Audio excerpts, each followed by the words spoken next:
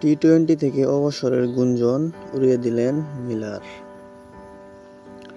দেশের জার্সিতে টি-টোয়েন্টি থেকে অবসর নিচ্ছেন ডেভিড মিলার।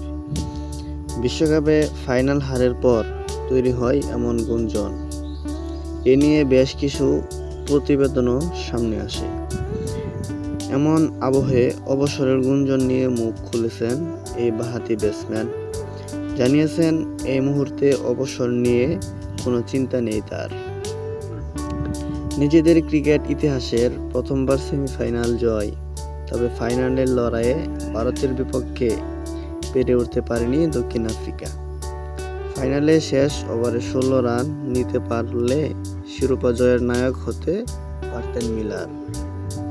প্রথম বলে ৬ মেরে দলকে এগিয়ে নিতে চেয়েছিলেন এই বিস্ফোরক ব্যাটসম্যান, কিন্তু বাউন্ডারি লাইনে ধরা পড়েন সূর্যকুমার যাদবের হাতে।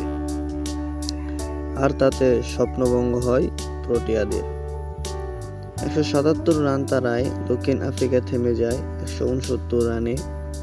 মঙ্গলবার ইনস্টাগ্রাম অ্যাকাউন্টের স্টোরিতে মিলার লিখেছেন, কিছু প্রতিবেদন আমার নামে বেরিয়েছে। সেই সব প্রতিবেদনের বিরুদ্ধে গিয়ে আমি বলতে পারি, আমি আন্তর্জাতিক টি-টোয়েন্টি ফরম্যাট থেকে অবসর নিইনি।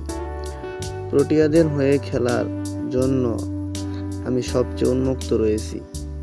আমার সেরাটা আসা এখনো বাকি রয়েছে। ২০১০ সালে ওয়েস্ট ইন্ডিজের টি-টোয়েন্টিতে অভিষেক হয় মিলারের।